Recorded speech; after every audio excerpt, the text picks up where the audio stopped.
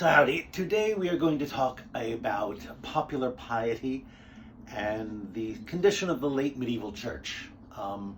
Just to give you a general overview of what was going on and what ordinary people believed on the eve of the Reformation. And pardon my gloves, I've been washing my hands so much that they're falling apart.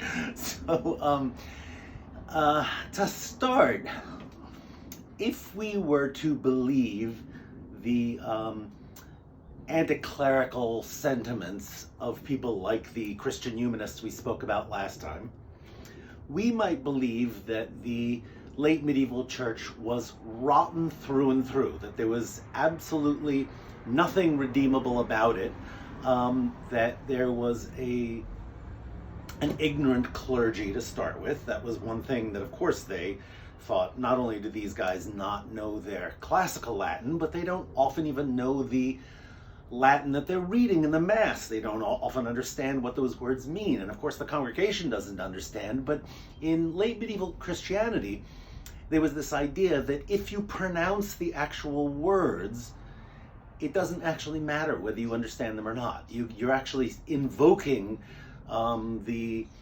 supernatural forces by saying the words in the Mass.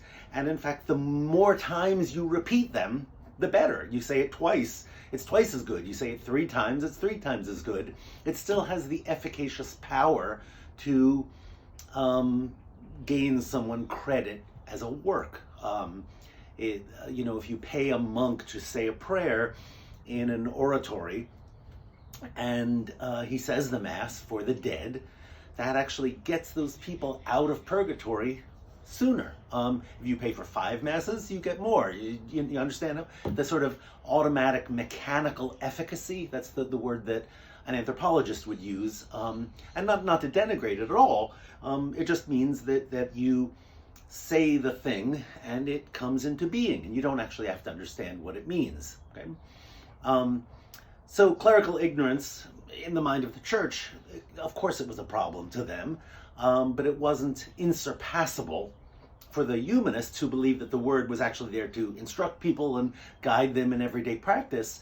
You can understand why an ignorant priest would be a very bad idea. So that's one of the clerical abuses that they pointed out, and I think maybe the most important for them. But there were also sort of other administrative sins, things that they thought really should not be happening. And this was part of sort of the church's ongoing efforts to reform its own administration, and always had been. In fact, this is nothing entirely new. But the idea that a person could gain an appointment in 2 different places at the same time, what's called pluralism, meaning that, you're bishop of one place and you're bishop of another. And obviously you can't be in 2 places at one time, but you get the money, the revenue from both of those positions as a sinecure, meaning that you just sort of get this appointment because you have powerful relatives and they give you this post because you're a younger son and you're not going to inherit the land, and so you finagle some way with the local power and magistrates to get you a position, and sometimes at that level of bishop, sometimes it's at a lower level that you'd have many different positions. So pluralism was one of these clerical abuses they thought of, as was simony. Simony is actually buying a position, and it refers to something in the Bible, a guy named Simon, who I guess bought for his son, I can't remember the exact story, but purchased a position. Now this happened all the time, okay? That it happened in government, it happened in church. It was not an uncommon thing for you to invest in a position. It's a way that the crown or the church gets money very quickly, and then you have the revenue from that position that accrues over years and years, and eventually you make the money back, and then you make more money on top of it. So it's really kind of let's call it a late medieval investment, okay? And in some cases, you would invest in that position and buy it and never show up, okay? So that would be absenteeism, which is, part of pluralism if you have many different positions, but buying a position, the simony, and then never showing up, but gaining the revenue, that's not uncommon either. So absenteeism, pluralism, simony, they all go together, okay? And that's an administrative problem, right? That's not a personal moral failing, you sort of. But when it comes to personal moral failings, priests are supposed to be celibate. Now, this is a point of contention, in the larger picture of church history, because, of course, the Eastern Orthodox Church does not require celibacy, and as we'll see, none of the Protestant sects do either. It's a Christianity up until this point, and then Western Christianity and the Roman Catholic Church require celibacy. Now, where did they come up with this idea? Because you'd think it would be kind of difficult to live without sex, and you would think that maybe not even a good idea if you're going to be, leading a community of people who are married, and they will refer to you as father. When you're not married. I mean, you wonder, can those people actually understand the problems you're going through as a, I don't think that was really even a concern for them. I don't think that was a priest's primary job, was to, deliver marriage advice for his congregants. Not at all. But the idea actually comes from the New Testament. There's a point where Jesus actually says, if you can live unmarried, it's better. Meaning that, priests should be this special class of people who are ritually pure, not distracted by family concerns and not distracted by sex, and so they take vows of celibacy. And many priests, as you can probably imagine, found that very difficult to do. So they had concubines. Okay, concubinage is another one of these sins, these clerical abuses, and things that the Christian humanists and other anti-clerical sentiment pointed at the church and said priests should not be keeping whores, or what really amounts to having married, wives who they keep in their churches and live together, as concubines. And then there's other things, I think in general, the wealth of the church was something that struck some people kind of as an oddity, especially because obviously Jesus and his followers lived in poverty. They went around begging, and there were some what are called mendicant orders, the Franciscans especially, who do not have property, who they go about and beg for a living, and in conscious imitation of Jesus. And there's obviously something strange between the extraordinary wealth of the church and this ideal of poverty and simplicity, when the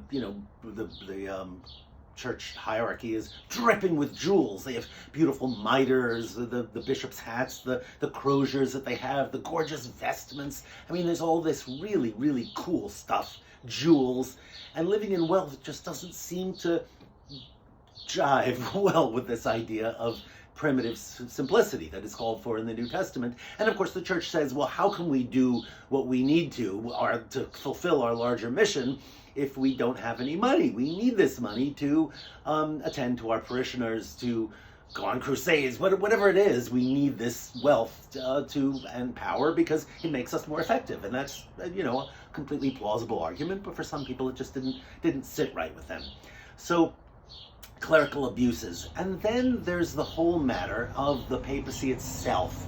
Now let's talk about this just briefly, because remember, for a very long time the papacy was in Avignon, not in Rome. You all remember that. What they called the Babylonian captivity.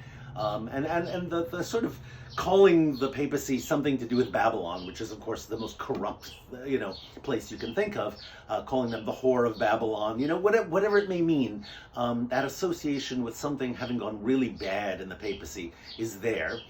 And not only the Babylonian exile, but which of course recalls the Jews in Babylon back, in the Old Testament, but on top of that, the Pope does come back to Rome. Remember that St. Martin in the Council of Constance in 1415 settles the issue of there having been 3 popes at one point, and they appoint one and they say the Pope is going back to Rome and is staying there. But the popes, by the time we get to the late 15th, early 16th century, they are not the most savory of figures. I don't know how to say this. Rodrigo Borgia, who was Alexander VI, was pretty bad as a person. Machiavelli thought he was a hero because he was ruthless. Leo X threw great parties, was a great patron of the arts, a fun-loving Medici Pope, yeah. And he's replaced by Giulio della Rovere, who becomes, I can't remember what his first name is, but he's Julius II, who, remember, brought a sword into battle on behalf of the armies of the Pope trying to reconquer central Italy. So the figures themselves were a little questionable in their leadership of Western Christendom. And the papacy, remember, is a temporal state, right? I mean, it rules central Italy and is expanding in this period. And I think for many people, they thought, well, your job is to be the spiritual side. The temporal sword is held by the emperor or kings, and does it really make sense that you're running an administrative state in central Italy? They thought that was suspect, understandably.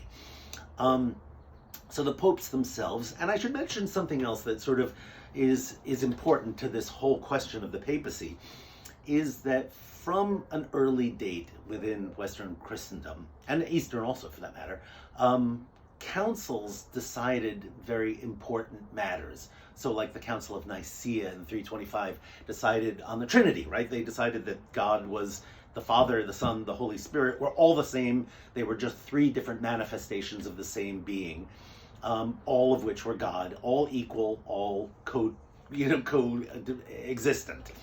And there were other councils all the way here, like the Council of Constance, right, in 1415, the Council of the Lateran Council that decided on the doctrine of transubstantiation. Remember what that is? It's the host actually becomes the body, the bread becomes the body of Jesus, and the wine becomes his blood.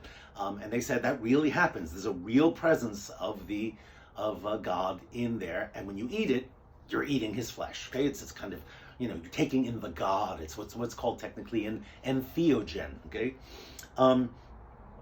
and you get spiritual benefits by doing that, and it's required in the church. That's another thing I should mention. I'll come back to the sacraments, but that's a requirement.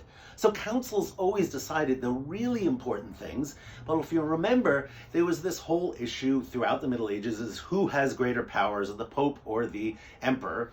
And the Pope, at one point, I guess it's Innocent III, decided the Pope was infallible. He could not make a mistake, and to be saved required your submission to the whatever the Pope says, basically, the doctrine of infallibility, which we know some of these popes were fallible humans, right? I mean, they're elected positions, right? So there's a question that, okay, if it's an person elected by the Council of Cardinals, then they could make a mistake. They could pick someone who bribed them, who, for whatever reason, and we know there's power politics within the papacy. The Della Rovere family was a powerful Roman family. They got Julius II in. So his fallibility is in question, but more importantly is this idea of the superiority of the decisions of councils. And there was a whole movement. Marsilius of Padua is the most important person involved in this. And in fact, he's really a very important person historically. Marsilius of Padua wrote basically he was the leader of this conciliar movement that said the ultimate authority in Western Christendom, ideally they wanted all of Christendom, but the ideal person should not be the Pope. It should be a council, which is made up of the archbishops and bishops and cardinals and all the leading prelates come together and decide these things. And if you remember, a lot of the dogma, a lot of the theology, a lot of the traditions of the church are not in the Old Testament. They're things that were decided upon by councils, the Trinity being the most important of these. And the other side of this coin, of course, is that once you've decided a doctrine, everything else is heresy, punishable by burning, right? So that's one thing. The papacy itself, the conciliar movement, thinking council should be more important. And I should throw into this mix, as long as I just mentioned heresy, that on occasion, popes have called what more or less amount to crusades against heretical movements. Meaning that, remember, there was the Albigensian crusade in the Middle Ages, which took these Cathars, or people from Albi was the name of the town, one of the towns, who believed that the entire universe was evil, that this was a lesser world created by the devil, and that the good universe, the good earth, was heaven, and that's where everyone wanted to go. And so they denied themselves things of this world. Some of them actually starved themselves to death. They were vegetarians, all of this stuff. Medieval heresy. We don't need to go into it a great deal, but only insofar as the church gets in the habit of hunting down and killing heretics. Not just through the Albigensian Crusade, but more recently, far more recently, is the Inquisition, which means there are actually two forms of the Inquisition. There's the Roman Inquisition, which is a kind of body, it's kind of a police force, which is allowed to move wherever they want. They don't have to obey state borders or local jurisdictions or anything. They're allowed to move as they want, and they can receive secret testimony from witnesses. They can torture the accused. I don't think they're not allowed to break blood. So the rack is one thing, and waterboarding, dropping water on your forehead. I mean, they invented all this stuff for torture. The Iron Maiden, which is, you put a person in a casket with spikes, so you can't basically move back or forth. Otherwise, you inflict the punishment on yourself. I assume that's the logic. Thumb screws, all sorts of nasty stuff. Don't need to go into that either. But torture is real and was used. The Roman Inquisition, not so much, but far more the Spanish Inquisition, which is a kind of branch of the larger organization, which most importantly becomes a tool of state. Now, what I mean by that is the Spanish Inquisition, the person they received their authority from, it's really the Pope, but the person calling the shots is the King of Spain, and it can be used as a political tool. Remember, I mean, if you have a neighbor you don't like, you just accuse them of heresy, and the Inquisition comes in. They're usually Dominican-trained priests who, using their Aristotelian logic, remember, that they've gotten in the university training. Remember, the Dominicans are the learned branch, unlike the Franciscans, who are the loving nature and wander out to the hills and make friends with wolves kind of thing. The Dominicans get very, very powerful within the Inquisition. Grand Inquisitor, has terrible power. And what happens in Spain is it's not so much heresy, but after 1492, it is that the Jews are expelled from Spain, and they're given the choice: you either convert or you get out. Many of them got out. Many of them converted and took Spanish names and got baptized and lived there. And even my last name, if you go to Madrid, you'll see a whole pages of the phone book. There are no phone books anymore, but if you look at a phone book, many Albalas. It's a common name. There's even a town in Spain, Albala, but my relatives left. The ones who stayed there are Catholic. What was my point? Is that many of those people converted half-heartedly, or they did it just to save their lives and save their property and just to keep their lives together, and then they slipped back into Judaism, or they went back to it in secret, right? They were, lighting candles on Friday night. They were practicing Passover in secret, saying the prayers in secret, and oddly, some of this stuff supposedly survived as folk culture, even after centuries of people not knowing they were Jewish anymore. And many people supposedly left Spain, went to the New World, ended up in the very far corners of the New Spain, the Spanish Empire, in places like New Mexico and Arizona, not really knowing what they were doing, but lighting candles on Friday and saying prayers and doing things that revealed that they were actually Jewish, after 500 years, and didn't quite know it. So there are people, honestly, weirdly, who do these, doing the 23andMe DNA testing and stuff like that, and find out, oh my, I'm Jewish. Who knew? Anyway, a different topic, obviously, totally. But I want to throw the Inquisition in there, because that's part of this larger story of what will happen especially when we get to the Catholic Reformation. They're very important in there. And the other point to make about the Inquisition is, remember, the conversos, or the converted people who should be practicing Catholicism, Christianity, whatever, if they slip back into Judaism, that's now heresy, right? Because it's not like Judaism is forbidden. There are no Jews in Spain after 1492. But for conversos, if they do something that's somewhat Jewish, like making a bean stew, you're not supposed to light a fire on the Sabbath. So if you start a stew in your oven, and on Friday night before the sun goes down and there's smoke coming out, and then you're not heating anything up in the morning on Saturday, your neighbors are going to suspect they're Jews living here, supposed to be practicing Christianity. That's heresy, okay? So, but the other point to make is, remember that those humanists, those anti-clerical, all of those people the Erasmians are shoved into the same pile with conversos and very few real Protestants in Spain, but that's part of the story. They're just lumped together and all hunted down. We'll come back to Spain a few lectures down the road, but let's get back to the other things that's kind of I shouldn't say discredit, but lend a questionable cast upon the state of late medieval Christianity. All of these clerical abuses, the perception also that the papacy was kind of out of touch with ordinary people's needs. And let me try and explain this as best I can, is that for many people, especially the educated people who could read, there was a movement of popular piety, meaning that people would, if they joined members of guilds, would have their own confraternity, and they'd have a shrine, and they'd hire a priest, and they would, have services there. Or they were reading devotional books. Think of Thomas à Kempis, the Imitation of Christ, was a book that was not about the services that were going on in the church itself. There were things you brought home, and you had this little devotional book that you read and practiced a kind of personal piety that was outside the sacraments.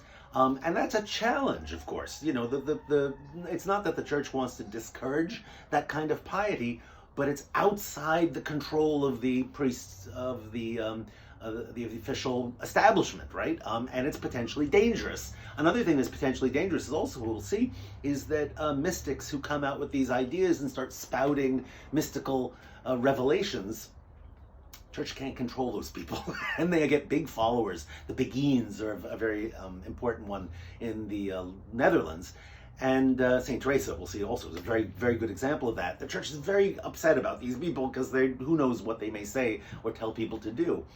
I'm thinking also Marjorie Kemp is a good example in England. So all of these things would lead us to believe that the church is rotten through and through. And if you were to read, again, let me just put this in here as a matter of historiography, if you were to read the apologists, most English historians of the Reformation, but I think most Lutherans also, I'm guessing most Protestants in all countries, take this for fact. They say that the church was corrupt, it needed reforming, and that's why Luther came, and that's why everything was eventually swept away. The evidence doesn't suggest that. The evidence suggests that the anti-clerical movement was something happening among intellectuals, people like Erasmus, among the people who really wanted to reform, maybe not destroy the church, but who thought, unless we explain what's in the text of the Bible, people are not going to follow it religiously. So the evidence to the contrary of this idea of a completely corrupt church, it comes just from what ordinary people were doing. They still go to church. They still give a whole lot of money. And in fact, on the eve of the Reformation, there's a flowering of late medieval Gothic architecture and art. People are giving money to build altars, to pay for building projects as a good work. Remember, they're getting credit for this. They think that they're going to heaven as a result of doing this stuff. But the amount that's given, and I think partly this has to do with the fact that we know there's a redistribution of wealth in the 15th century, so that ordinary people have more spending money, they're drinking more, they're eating more, putting fireplaces in. Well, giving to the church is just one of those things that they do that they think is going to get them into heaven sooner. And they have the expendable income, so that maybe explains why there's this sudden boom in building in the late Gothic period, right up to the Reformation. That's a suggestion that they believe it. The fact that they buy the indulgences very readily and happily is a good suggestion that they really believe it. But this is a tricky question. When we're talking about what ordinary people believe, how do we know? They don't write. They're usually illiterate. We can judge from their experiences what they might have been, but as for their ideas, they really only come out when someone is a heretic and they're called into court, and we have the court records that says, here's what this guy believes, and it's dangerous or it's heresy or whatever. And there's been studies of that kind of thing. Carlo Ginzburg's classic, The Cheese and the Worms, is about this ordinary peasant who somehow picks up these very strange cosmological and theological ideas, and he's brought in for heresy, and there's a full account of everything he believes in them. When a converso comes into court, I mean, court proceedings are the way that, but again, we have to worry about that kind of evidence, because we know inquisitors said, you believe this, right? Confess. And so they're often putting, like all lawyers, they're putting words in their clients' mouths, in the accused mouths, and trying to extract a confession. And if they do confess, remember, they do penance and give money or say prayers or do whatever it may be and go on their way. It's only the people who refuse to do that, who don't disavow their beliefs and ideas, who get burned. And sometimes we have their records too. So again, I want to just say, let's use that kind of evidence with a great deal of scrutiny, not just assume that because something is written down that someone actually believes it. Okay? Maybe the judge's projection onto that figure. So if not through words, let's think about practices. What was it like for a medieval person to actually worship? What was their experience of daily, attending church and understanding, however much we can judge how well they understood the doctrines.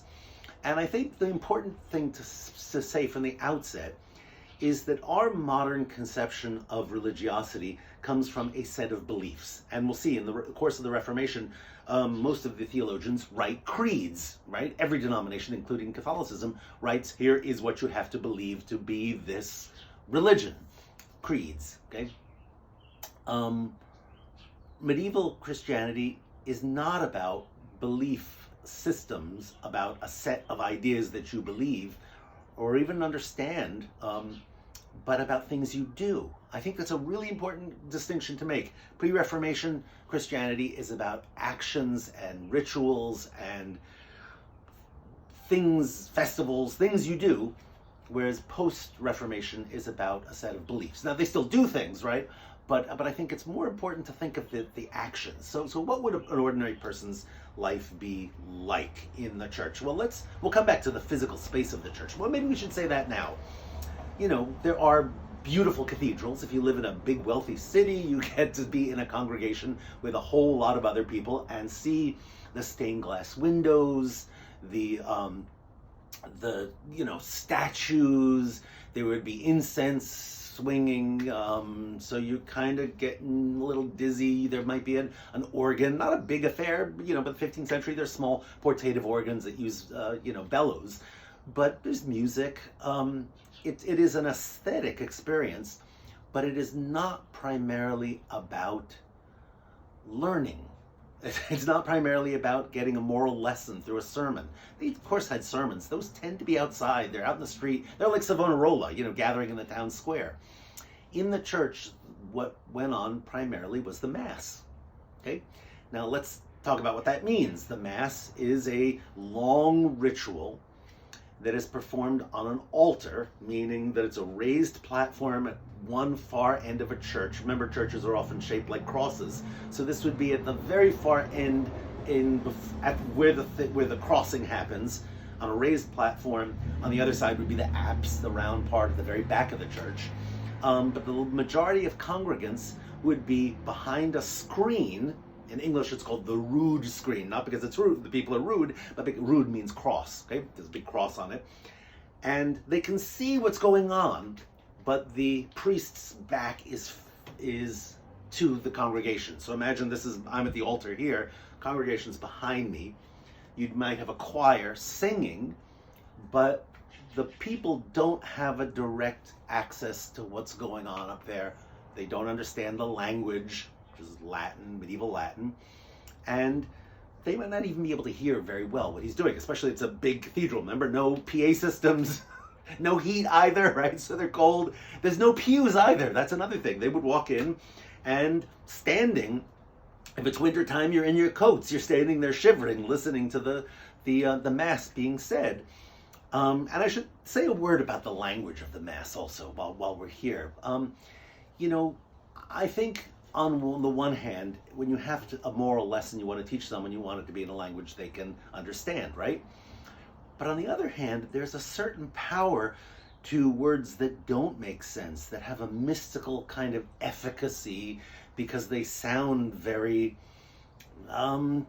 powerful and magical in a weird way. I'll never forget, a cousin of mine was married by a rabbi, but it was in English, it was a secular thing, and he was a kind of little wimpy guy, and he was like, do you take this person to be, and I thought, nothing's happening here. King Lear is not being evoked, the gods have not been summoned, this is not going to last.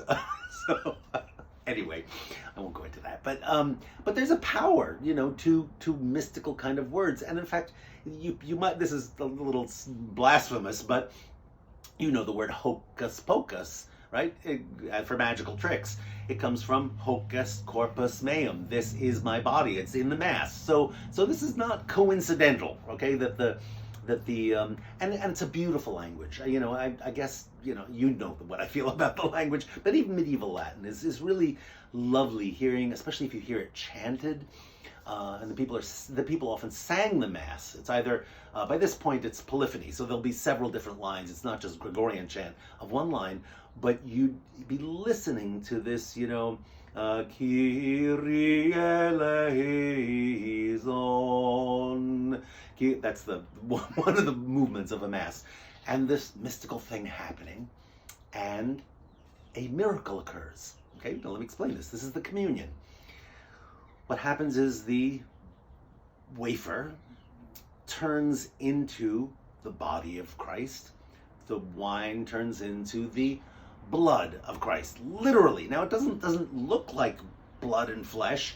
And the way they explain this, again, this is the doctrine of transubstantiation, is that the accidents, the outside, the exterior, still looks like bread and wine, still tastes like it, still smells like it, but the substance, the actual essence of the thing, is flesh and blood, and that it really has changed. Even though it seems to be the same substance, this miracle goes on, and you actually eat the body of Jesus. And so what that means is that at the Last Supper, remember this moment where Jesus is sitting there, actually he would have been lounging on a triclinium, more like what I'm doing, but in any case, they're sitting there, and he says, you guys aren't paying any attention to me.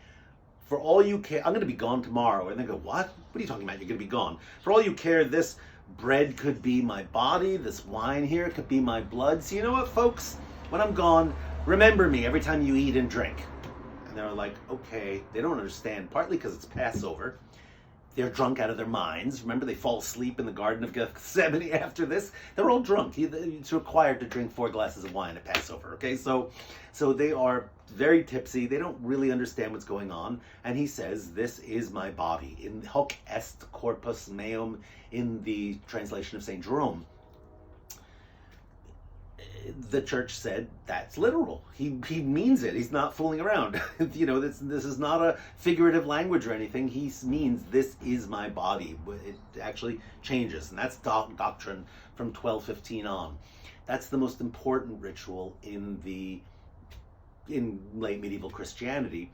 On occasion, now what's supposed to happen is the congregants get the bread and the wine, and they eat and drink it. The wine is usually not given to them anymore. And I can understand the logic of this, especially right now, is in the wake of the plague and communicable diseases. They thought, we're not letting everyone drink out of the same cup. They're going to pass diseases on and kill each other. And that's probably a pretty decent fear. So let's keep the wafers in a little container. It's called a pyx, P-Y-X. We'll have a sacrificial chalice, but only the priest will drink the wine, so the congregants will get the mass in one kind. Two kinds would mean both the wine and the bread. They're just getting the bread.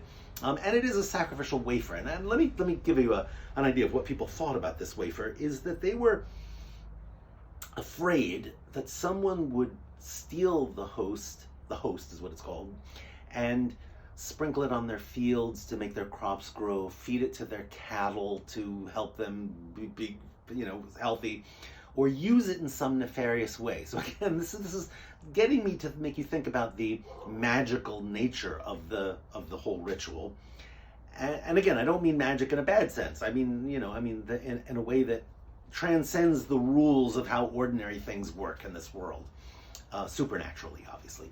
So they would lock the host up, go into a little container, a pyx, get locked in a place with the priest's vestments, his beautiful clothes, all these, let's call them liturgical instruments. The liturgy is the order of the service, and liturgical instruments are all this cool stuff. Incense swingers, his crozier, which replicates a shepherd's crook, right? So this is his flock.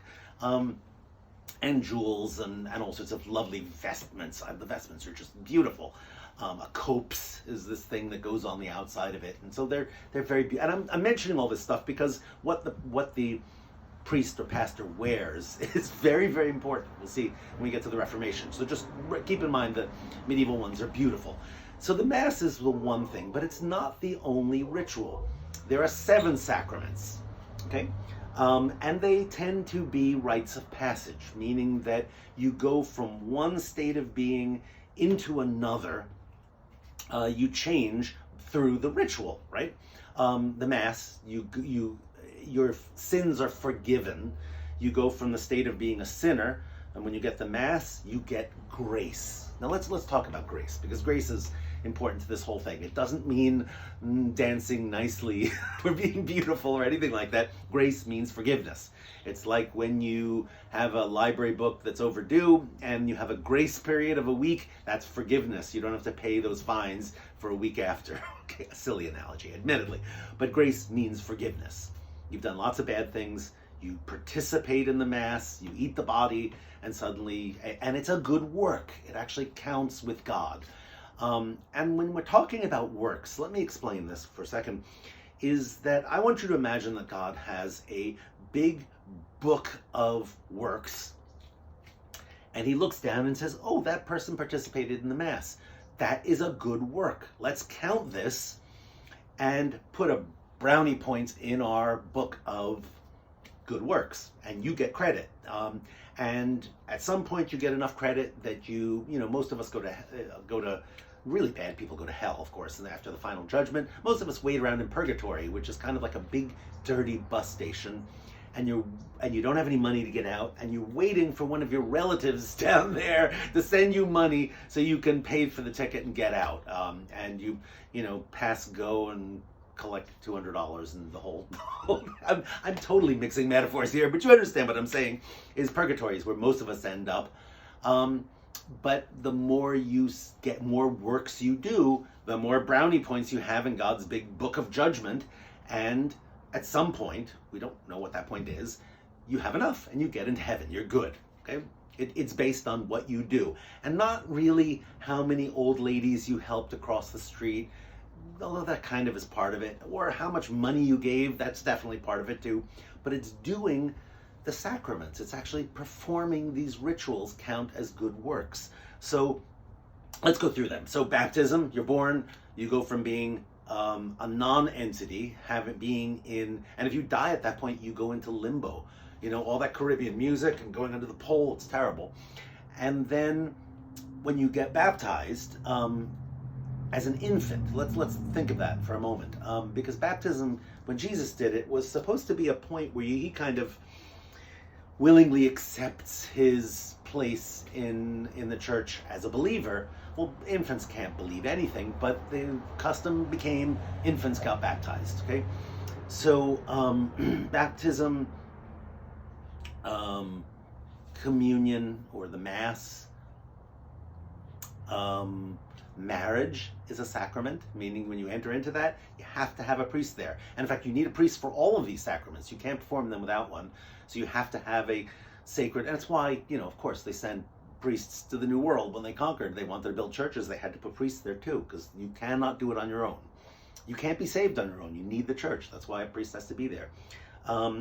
So they have the, what do we got? Marriage. Ordination, to actually become a priest, requires you go through a whole ritual that, again, priests have to be at. Penance, which means when you've done lots of bad things, you confess. The priest says, okay, do this, do that, and you will be forgiven. Unction, which is when you die, they rub holy oil on you and then bury you. It's the last rites, we would call them, and you need that to be saved. And I'm missing one. What am I doing? I'm forgetting here. Rite of passage, I guess, confirmation? I know that is today. You know, when you actually say, you know, I'm part of the church and you go through confirmation, but maybe that's there. I don't know, I'll come back to it. This is what happens when you don't use notes.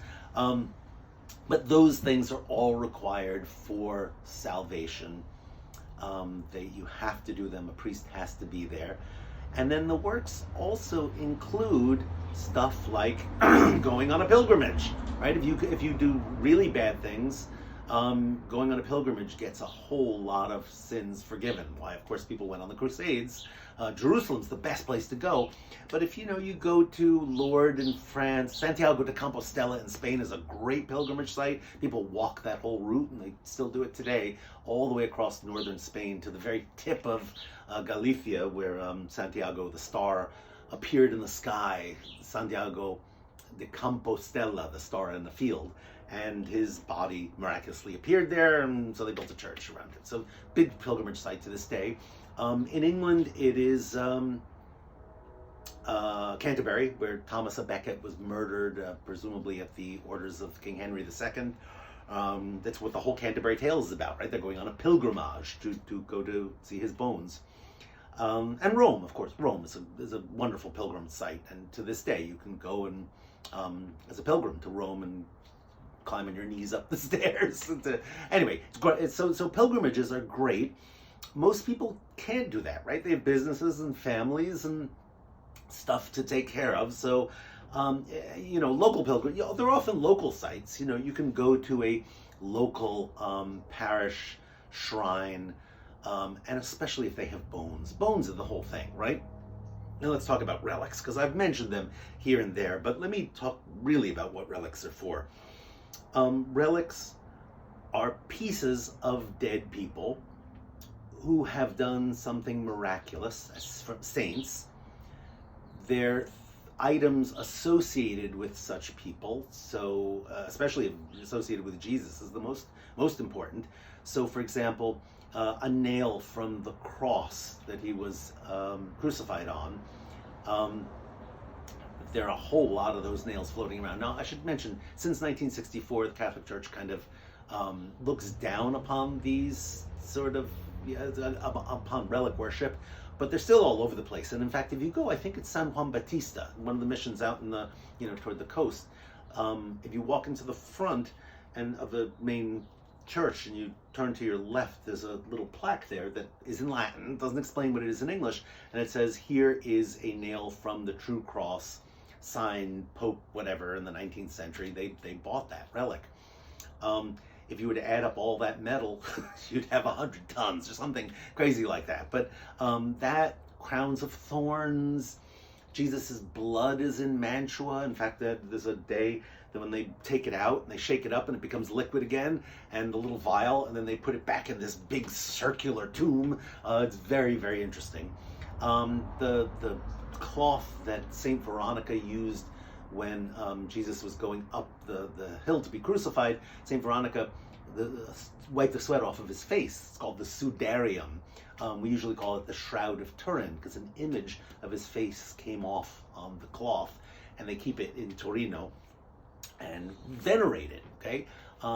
Now, we should think this is sort of weird, because there's not even saints in the New Testament, let alone objects associated with them, let alone bones and stuff, right? The teeth of Mary Magdalene, or her hair, or my favorite is Jesus's foreskin, which remember, he was a little Jewish boy, so they cut off they circumcised him, and there were these nuns who had this mystical vision of the foreskin of Jesus appearing in their mouth. And you have to wonder what that's kind of like. Is it like a rubber band? Is it chewy? I mean, what do you do with that? Suddenly you're there praying and you go, oh, what's this? Oh, Jesus' foreskin. Okay. So, and again, I don't mean to make fun of this, but there's some very strange stuff. And I've just made it a point to hunt down as many relics as I can to see them. The head of Saint Donatus I saw not too long ago. I think that's in Arezzo. This beautiful golden head with jewels and things, and his actual head is in there. And they're all over Europe. There was a lively trade in relics, and people would go to them, and because they came from holy people, the grace is just spilling over, overflowing from their munificence.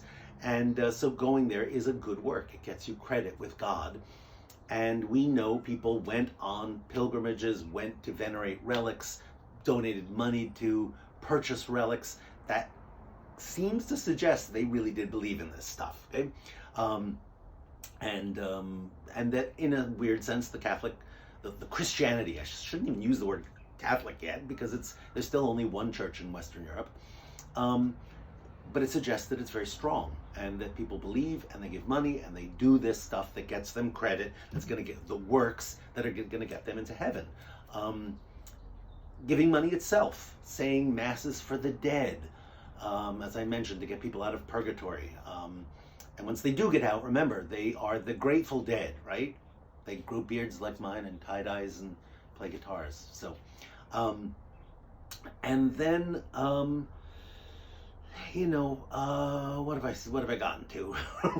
Relics, and it's all stuff you do, right? I mean, it's the sacraments, and good deeds are there too. I shouldn't discount those, but I think in most people's minds in late medieval Christianity, it was going through these rituals, participating, and then I think, most everyone's ordinary everyday experience was not on Sunday. It was that the church was also served a social function, right? This is a place where you would gather for festivals, where you would celebrate Carnival, for example, before the whole Lenten period where you have to give up meat and meat products and cheese and eggs and things.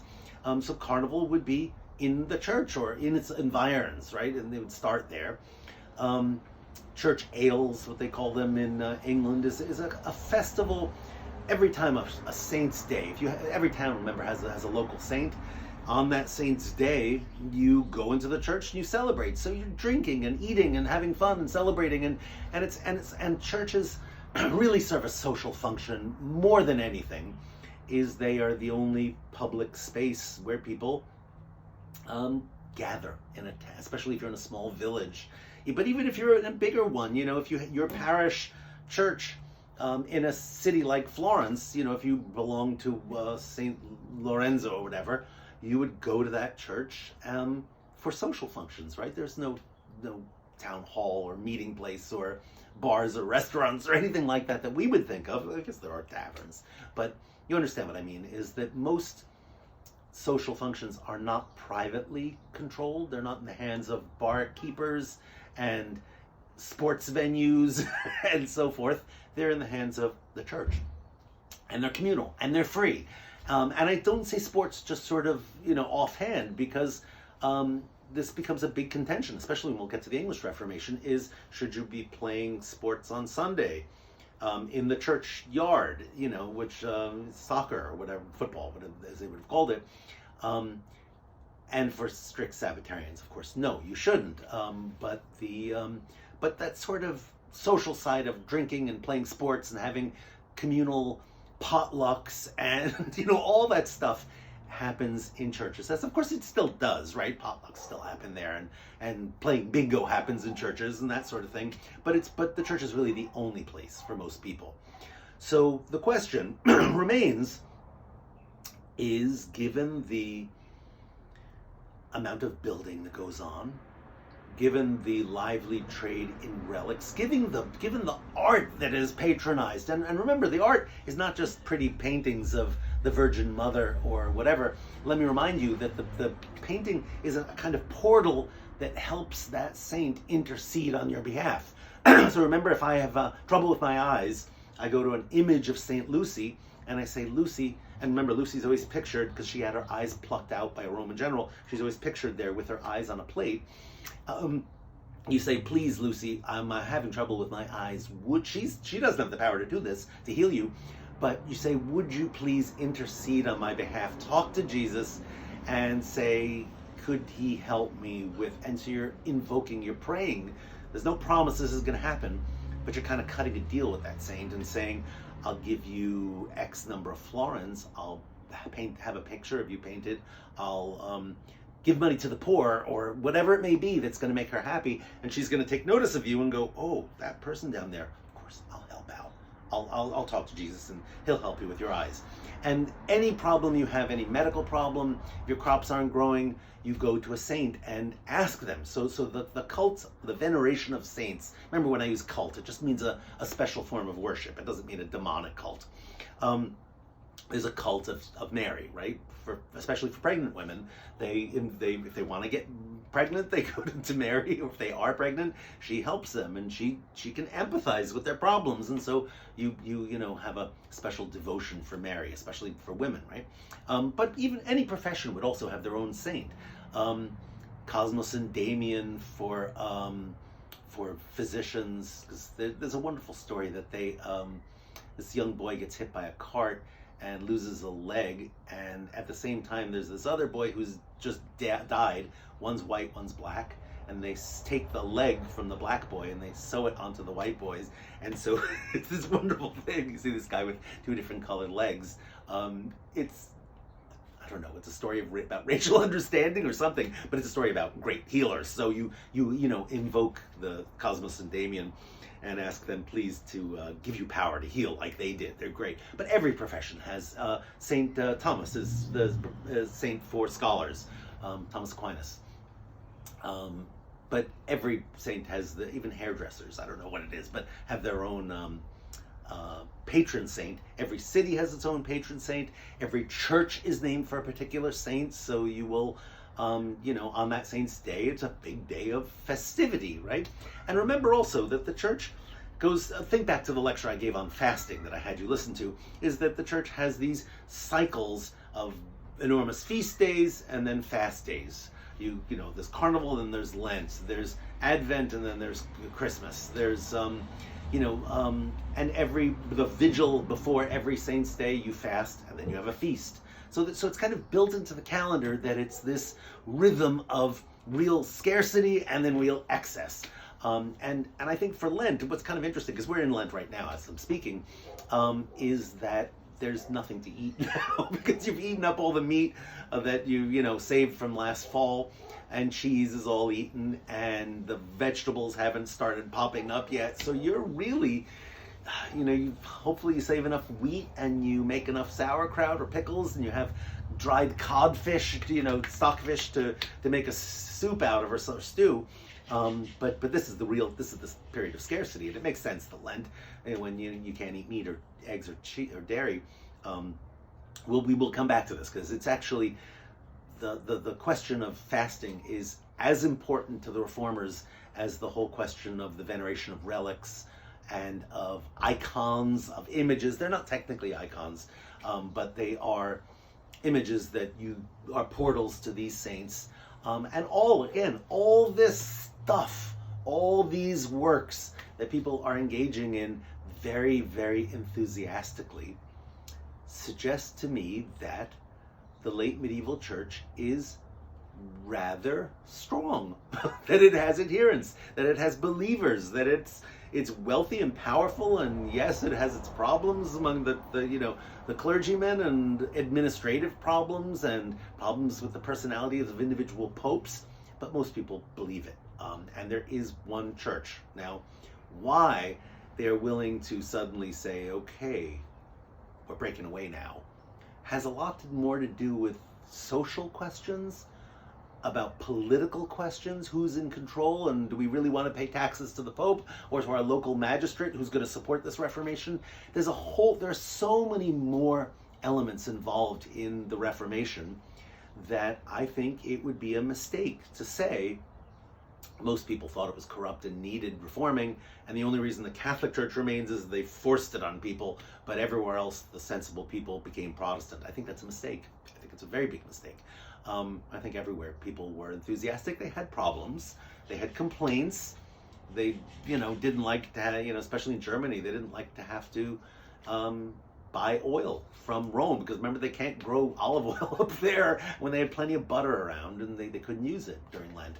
I think that's the kind of issues that concern most people, and certainly not the theological ones. They don't think they understand the theology at all. I don't think they did the real meaning of transubstantiation pass through their heads. I seriously doubt it. I don't think they understood these things.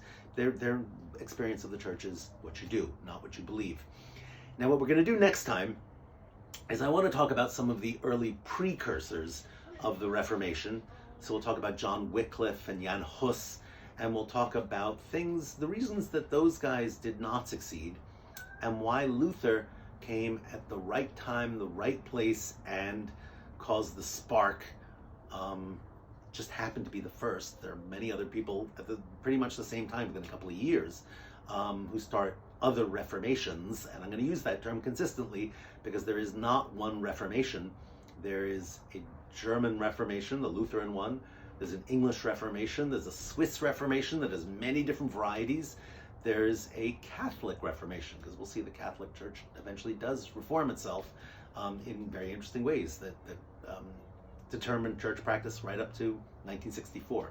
So we'll come back next time and finally get to Luther. That's if I can get up.